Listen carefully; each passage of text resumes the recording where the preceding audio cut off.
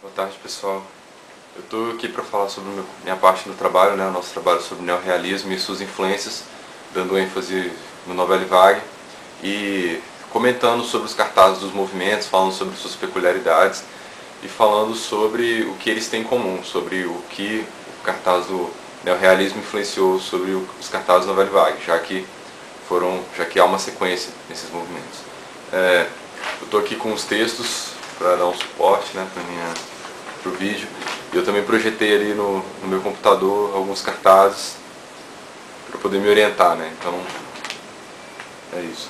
Falando sobre os cartazes do neorrealismo italiano, a gente fala sobre a composição deles, né?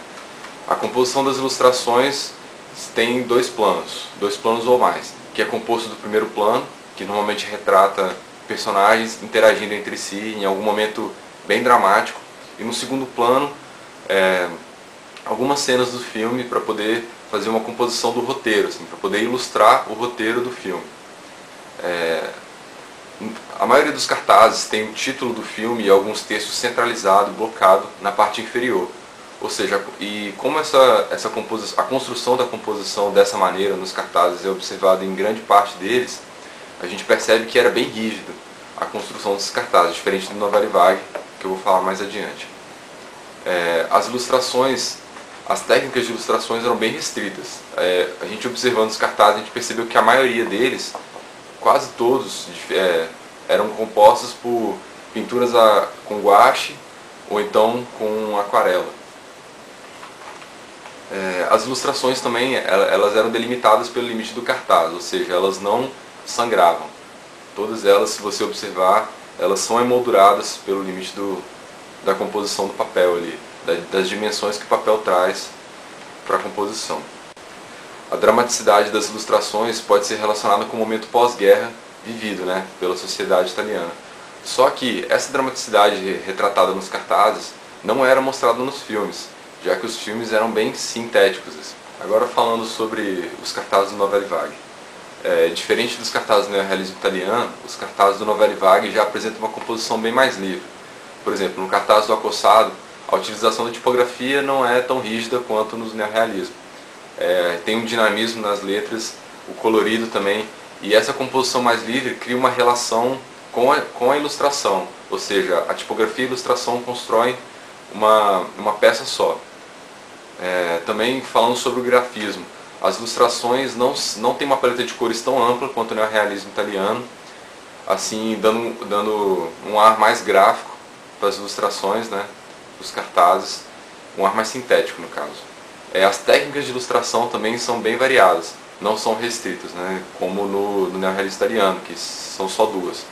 A gente já percebe a utilização da fotografia e também do nanquim e da mistura também de fotografia com outras técnicas manuais. Talvez possa ser relacionado com a tecnologia na época, já com a fotocomposição, construção de cartazes em película, diferente da época do neorrealismo italiano. A retratação também nos cartazes não mostra mais o roteiro do filme. Em alguns cartazes, como por exemplo nos Incompreendidos, a gente tem só o personagem principal numa pose que não aparece no filme. A retratação do cartaz não mostra o momento que a gente percebe no filme. Falando agora sobre o que há de comum nos cartazes dos dois movimentos. Os cartazes tanto da Nouvelle Vague quanto do neorrealismo italiano retratam a figura humana. E também tem os closes, que são comuns entre os dois. E o motivo dessa retratação é o realismo imagético. Só que a diferença entre os dois é que o realismo no Nouvelle Vague é poético. E o realismo já no neorrealismo italiano já é buscando mais a verossimilhança. As técnicas também, algumas técnicas de ilustração são comuns aos dois. No caso, as poucas técnicas utilizadas no neorrealismo italiano permanecem no Nouvelle Vague. A diferença é que são acrescidas algumas no Nouvelle Vague, mas algumas técnicas são comuns. É isso aí, esse foi falando um pouquinho sobre análise. Acho que o Arthur e o Gustavo vão acrescer alguma coisa aí. E boas férias aí para todo mundo aí. É isso aí, obrigado.